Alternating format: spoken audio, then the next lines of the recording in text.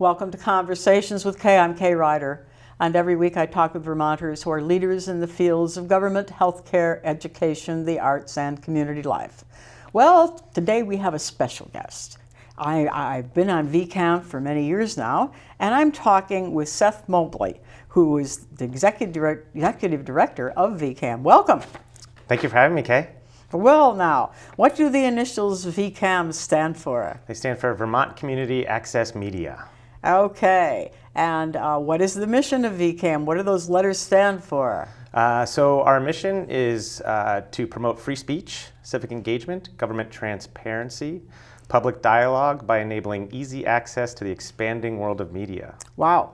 Yeah. Well, that's a long one, Yep. but for me it boils down to being able to have a show and talk with nonprofit groups in the community, get their message out, and this is very important. Yeah, it is very important, and we're happy to be of service to our community. We are a nonprofit community media organization in the south end of Burlington, located on Flint Avenue. But we also serve many towns around us, including the entirety of Chittenden County, and we also get down into Virgins. Okay, now, how does VCAM work? Now, citizen engagement and all that. How do people come to VCAM and learn how to make shows? Sure. So people come here for a variety of different ways. They come through as own individuals. There can be artists, advocacy groups, schools, faith-based organizations. We work with anybody and everybody of all skill sets. And basically they come here to get access to the tools of media production, so video production, even radio production now, online content production, so they can get free or low-cost access to those tools, and also the training associated with learning how to use those tools effectively to communicate what's important to them. Okay, well, let's talk about some of these special classes that you teach. Yeah. People come in. Yeah. They have to learn quite a bit before they can really put their show on air. Mm-hmm. Yeah, so the first step for everybody is to take an orientation, and those are on the first and third Saturdays of every month at 11 a.m. here at the studio. Where is the studio, by the way? 208 Flint Avenue, Suite 2G. Okay, Yeah. So as you come down Flint Avenue, though, you have to take a right turn into the parking lot right before the railroad station. That's correct. If you're if you're on your way towards Oak Ledge Park, if you cross the railroad tracks, you've gone about 10 feet too far. Yeah. Okay, sorry to interrupt you. Just keep going now. All right, so the classes. So the first step is the orientation, and that's where people come and we tell them a little bit about our organization, and they get to ask us any questions that are on their mind, whether they're project-based or learning more about us, and we get folks to fill out the appropriate paperwork. And then they become eligible to take our additional workshops and access probably 75% of our equipment right away.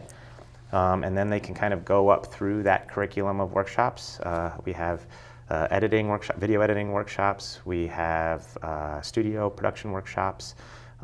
We have art of the interview workshops, fundamentals of digital cinematography, motion graphics. All of our workshops are listed online at vermontcam.org. And we have a long list and a growing list. And I think I'll talk a little bit more about our workshops in relation to our partners at RETN a little bit later when we talk about this media factory concept as a whole, which I'll touch on. Right. Yeah. Now, you have, how many producers do you have at this point? We hover around 100 active producers, so those are folks who are actively submitting content to us. We have a lot of people coming through here that are working on projects that are in that phase of learning or are in that production phase where they're just starting out and they haven't submitted anything to us yet. Some folks come here and they learn a tremendous amount, and then the actual production of the media content takes a little bit longer than they expected. And so we have folks at all phases there. And but 100 folks at this point are actively submitting content, roughly. Yeah, well, I came quite a while ago, Yeah. and I started out just like you're talking. I learned how to use a camera, Yeah. and I went out and used camera, Yeah. and I had a show called VNA Presents, and I filmed people in the VNA, there's various services that they had, even hospice, and so I started out, and then I would come into the studio and I would edit. Yeah. and I'd put the show together, Yeah. and then the show would air. Right. And, you know, then I had a man who had worked at ABC, I guess, or CBS or something, and he volunteered, and he came into the studio and you know, did the camera work for my shows in the studio. And then I kind of gradually got around to where I'm just doing studio work now. But I know what you're talking about, and it's a marvelous thing. And they're all free. Are they free, all these workshops? For the most part. We do have some advanced multi-session workshops with a small fee, affordable fee, and we're always willing to have a conversation with someone about the nature of that affordability and what they might be able to do. But for the most part, the largest portion of the services we offer the community are free.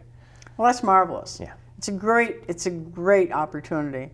If someone has a story to tell, or a nonprofit, it's so hard to get access to television if you're a nonprofit. So that's a wonderful thing. Now, what kinds of shows do people produce? I mean, I do a show where I interview nonprofits. What other kinds of shows do you have, Seth? It's really a wide variety. So we have people coming in like yourselves, talking to different entities in our community.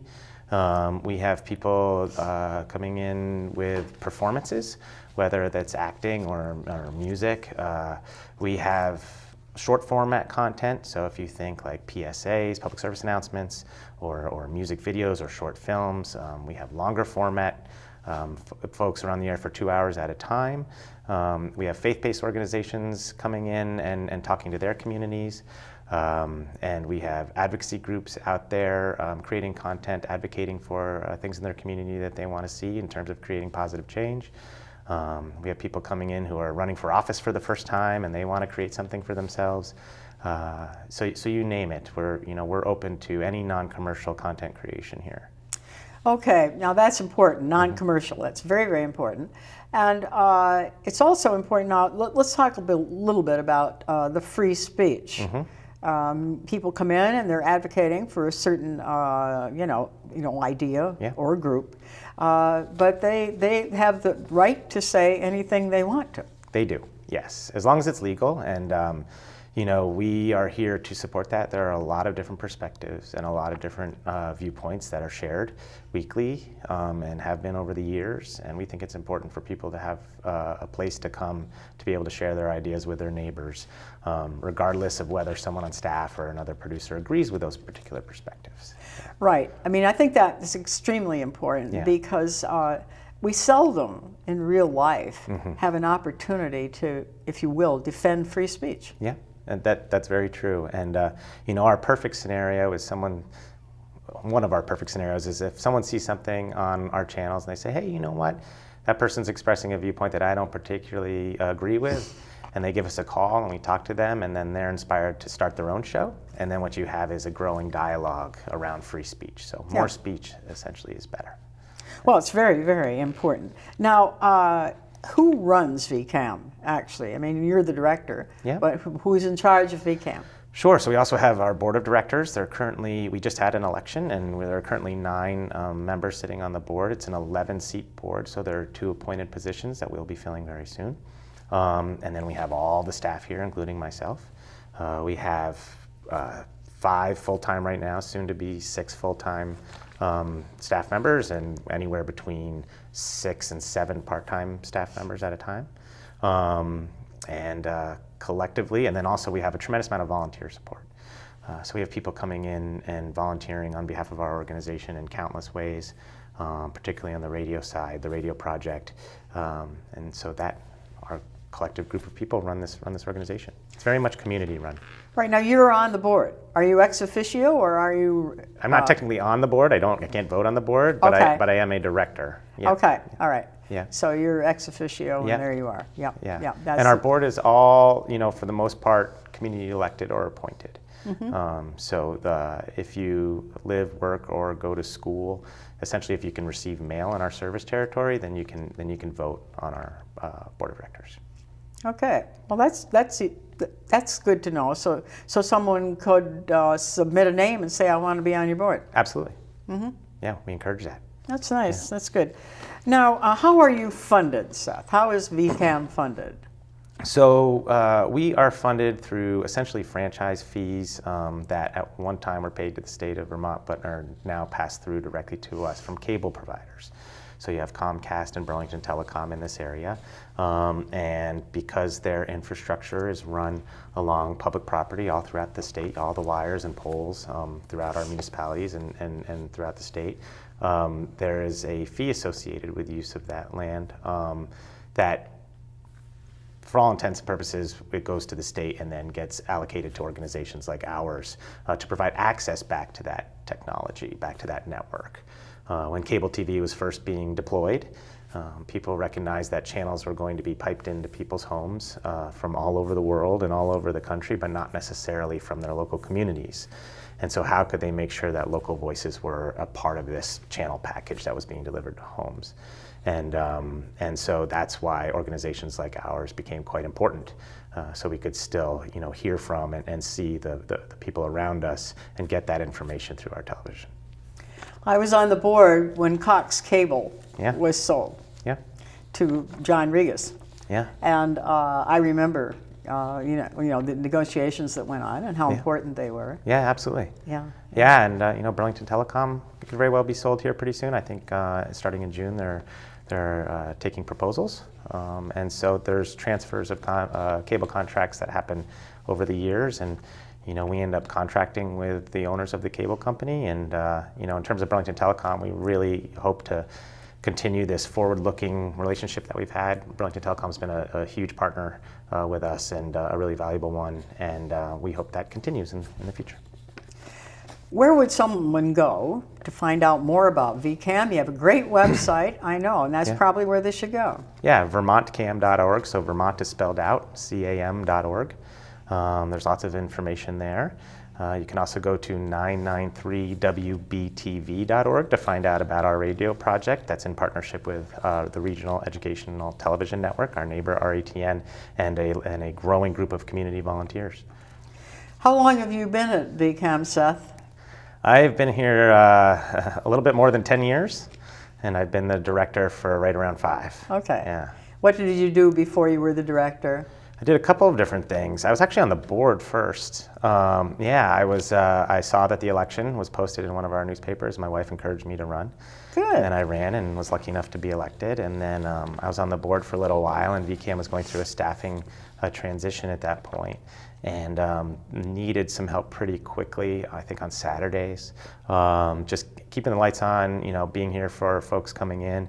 And I had some time on Saturdays. This was before I had children, and so I offered to the director at the time, "Hey, I can come in and keep the lights on and help people edit, and just until we find somebody." And then I ended up really enjoying it, and getting to know the staff and the people here, and it grew from there. I grew into a full-time position. I became studio manager, and then operations director, then executive director. So you didn't really come in as a producer?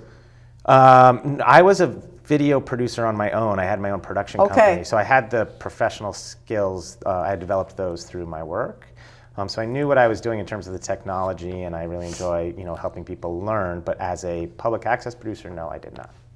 Okay, but you soon learned a lot about it. Oh, very quickly. Yeah. Are you expanding your services now? Yeah. What you're doing. Tell our audience about this. It's quite exciting. Yeah. Well, thank you for saying that. So what we're starting to do is we're starting to refer to our facility as the Media Factory. And so the Media Factory is home to a couple different nonprofits, as I mentioned, the Regional Educational Television Network, RETN, and VCAM, and then also our radio project, WBTV. And in fact, the Burlington Bureau of VT Digger is operating out of here right now through Vermont Digger. Okay. The Burlington Bureau is operating out of here right now through a partnership and friendship that we have with them. So that's terrific. And we're sort of referring to all this activity and the facilities and resources here as the Media Factory. Okay. I'm going to interrupt you. Yeah, of course. Vermont Digger. Yes. What is that? That is an online news publication. It's a website that reports on lots of things, the legislative process here in Vermont, many things going on here in Burlington, but they are a local news outlet that is really active and up to speed on some of the most important things happening in Vermont. Great. So let's keep going here. New thing. It's exciting new things. Sure. So part of this media factory is that over the last couple of years, we decided to expand our facility. We had a neighbor in the building move out, and we essentially knocked down a wall that divided the two spaces, and we built a multi-purpose classroom. So that is essentially a modern higher ed classroom. It's with a smart podium and many displays for video. It's wired for conference calls. It also has an attached kitchenette and 2 bathrooms. And so we use it quite frequently internally, but we're also opening it up to outside groups to rent. And actually this summer and fall, Marlborough College will be hosting some courses there. There's a course in June coming right up on RBA. And then in the What's RBA? Oh boy, this is their course. It's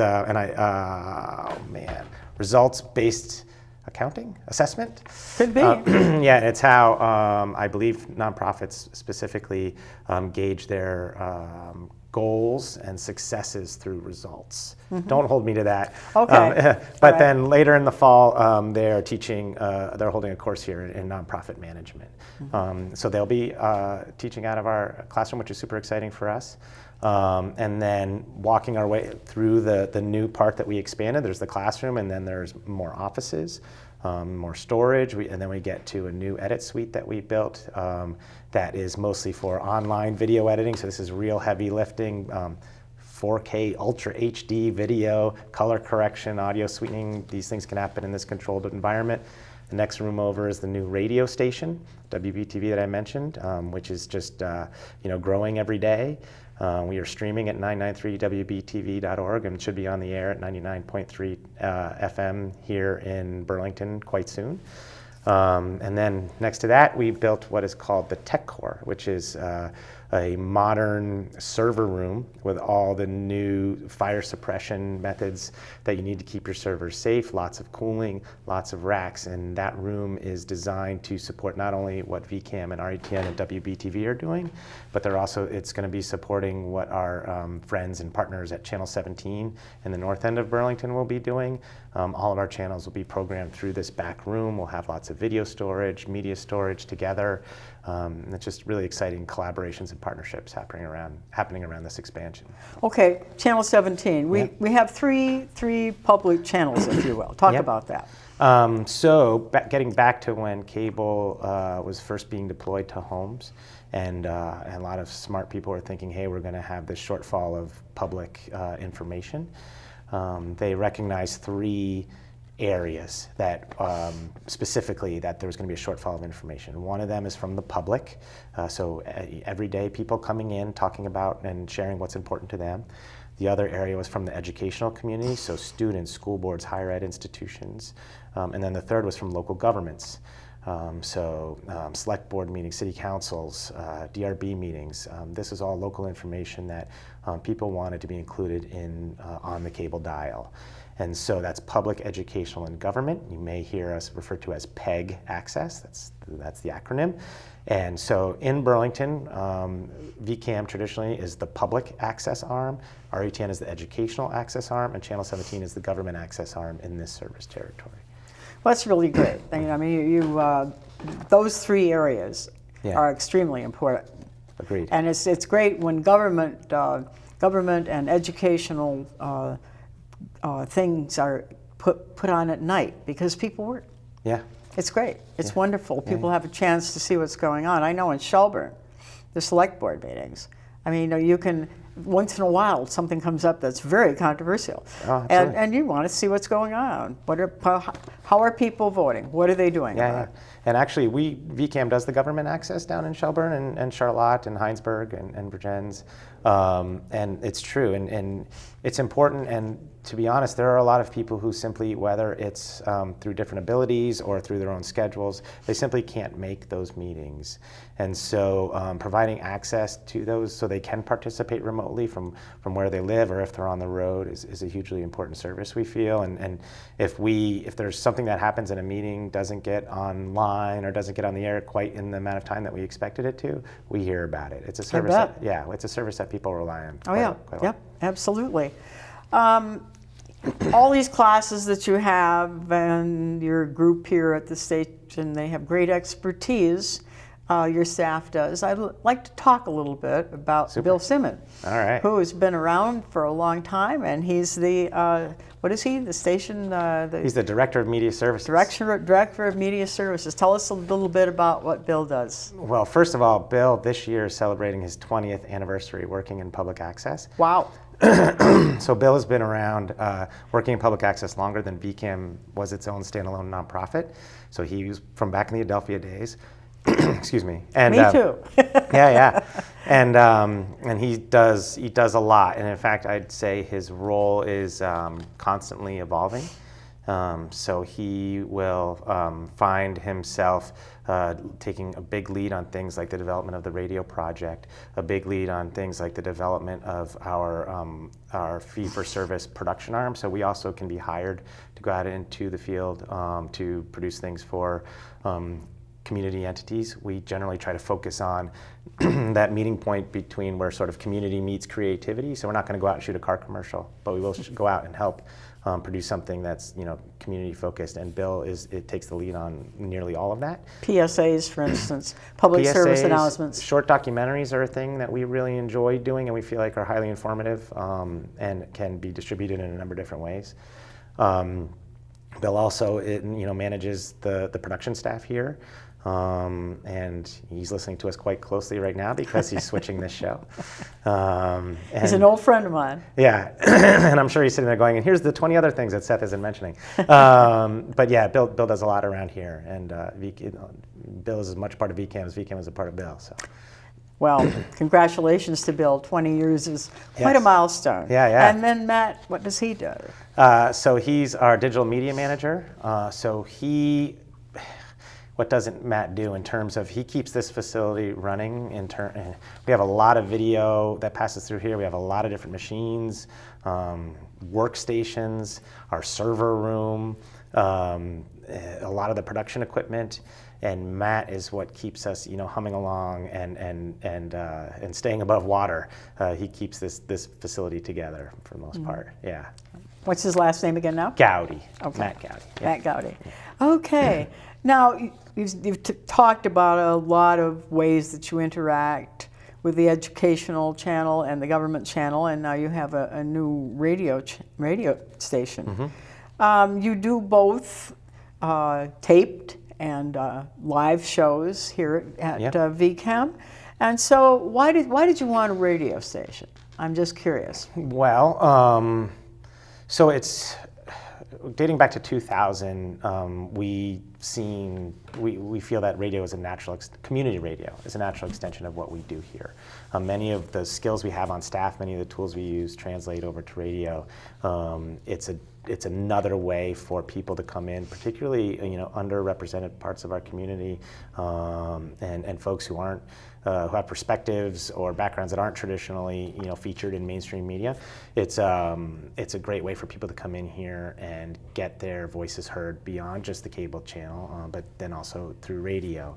And recently, is I believe 2012, is when the FCC opened up this new and last window for applications for frequencies to community low power FM groups. And so organizations like ours all around the country, and including us and our partners at RATN and Channel 17, we thought this was a tremendous opportunity for this last window for us to say, hey, let's get some more community radio for this area. And so, that's why we did it. Yeah. Well, that's great. And what's on the air on the station? So there are a lot of different shows. Some of them are music-based. Some of them are more talk. Some of that, there's different music genres that people focus on.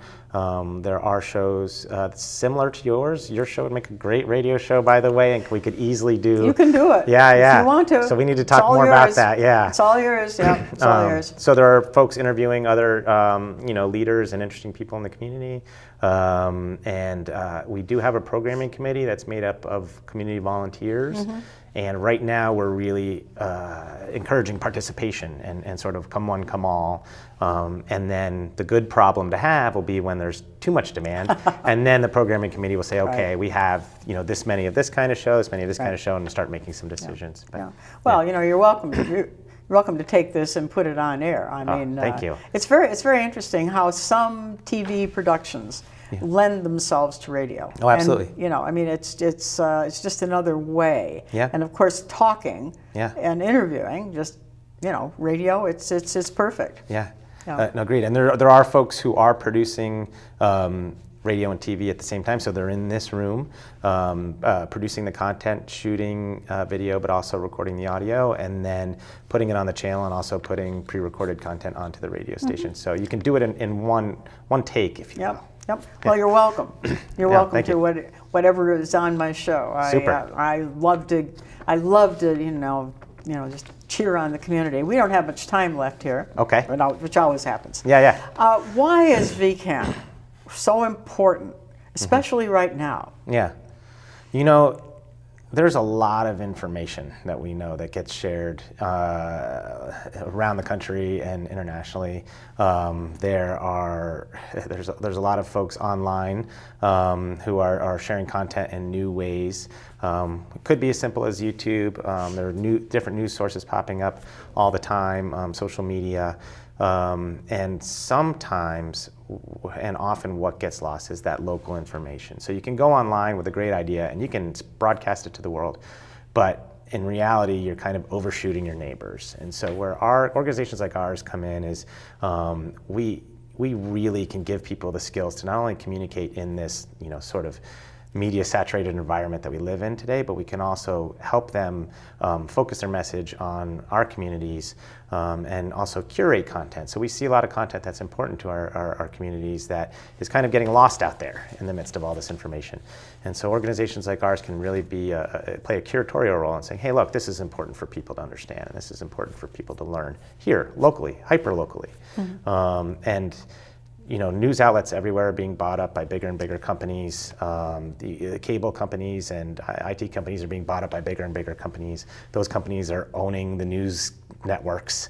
And so there's this huge consolidation of media running through bigger and bigger corporations. And so organizations like ours say, hey, let's give local content, non-commercial content, a fighting chance. So these things that are important to communities can actually have a chance to be heard and seen in the midst of all of this information. A lot of people don't realize that the media decides what is news. And so as more and more local groups like WCAX TV get bought by someplace out of state, Yeah. then you lose this local flavor. Yeah. And it's worth fighting for, and it's worth having. Absolutely. Because you need it to have a very vibrant community. It's true. Vibrant communities are informed communities. Absolutely. Yeah. Vibrant communities are informed communities. I like that. That's a great quote. Thank you for coming, Seth. Oh, thanks for having me, Kay. It was a pleasure. Yeah. Keep doing the great job at VCAM. Oh, thank you so much. Thank you for joining us on Conversations with Kay.